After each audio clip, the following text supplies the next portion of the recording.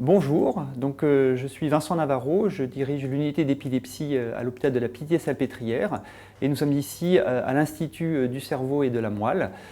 où nous avons une équipe de recherche EPIC qui travaille sur tous les aspects de comprendre qu'est-ce qui se passe pendant les crises, mais aussi qu'est-ce qui se passe pendant les états de mal épileptiques qui sont des crises qui ne s'arrêtent pas. J'aimerais vous parler plus spécifiquement de certaines formes d'état de mal épileptique qui apparaissent chez des enfants, chez des adultes,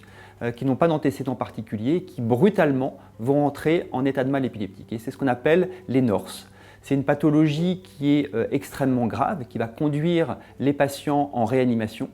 Et dans certains cas, cet état de mal ne va pas être contrôlé, ne va pas être jugulé par les médicaments, par l'anesthésie. Et c'est des patients qui vont rester plusieurs jours, plusieurs semaines en réanimation, avec des conséquences parfois dramatiques de décès au cours de l'hospitalisation ou de séquelles neurologiques graves, de troubles de mémoire et d'épilepsie très active.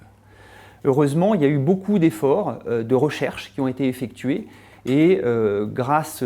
à des collaborations internationales et grâce à des chercheurs de notre équipe, nous avons pu trouver certains éléments, notamment de l'inflammation qui va survenir de façon assez explosive au moment de cet état de mal épileptique. Et des travaux plus récents ont montré qu'il y avait notamment des marqueurs de l'inflammation qu'on appelle des cytokines qui étaient libérés, un peu comme dans le Covid, un orage cytokinique qui allait expliquer pourquoi les neurones, les cellules du cerveau, allaient être particulièrement activées.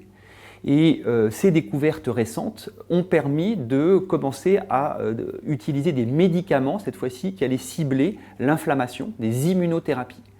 Et c'est des choses que l'on arrive aujourd'hui à proposer, mais on se rend compte qu'il y a encore beaucoup d'efforts à faire, notamment dans la rapidité à faire les diagnostics. Et ce qui fait qu'aujourd'hui,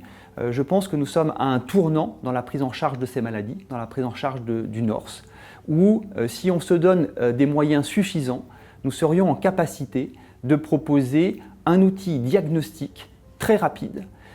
et d'enchaîner, en fait, une fois que le diagnostic est fait, de sélectionner une immunothérapie qui pourrait être donnée aux patients très précocement. Et ça, on sait que si on agit vite, on agit sur la cause, probablement que l'on pourrait contrôler la situation, éviter les conséquences effroyables de cette maladie, éviter les décès, éviter les séquelles. Et donc, je pense que ce n'est pas un rêve que de dire que si on se donne les moyens financiers, humains, nous serions, dans les années qui viennent, en capacité d'éradiquer cette maladie.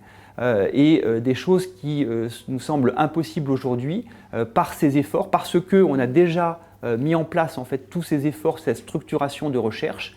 des efforts supplémentaires nous permettraient de simplifier l'accès à ces diagnostics et vraiment proposer un traitement qui pourrait bloquer la maladie définitivement. Concrètement, bien évidemment que je me tiens ainsi que mon équipe à votre disposition pour que l'on vous propose vraiment un plan de bataille concret, quels sont les moyens humains, quels sont les moyens financiers nécessaires à la réalisation. Et bien évidemment que ça serait avec plaisir qu'on pourrait discuter ensemble pour vous présenter l'intégralité de notre plan d'action et qu'on puisse échanger tous ensemble.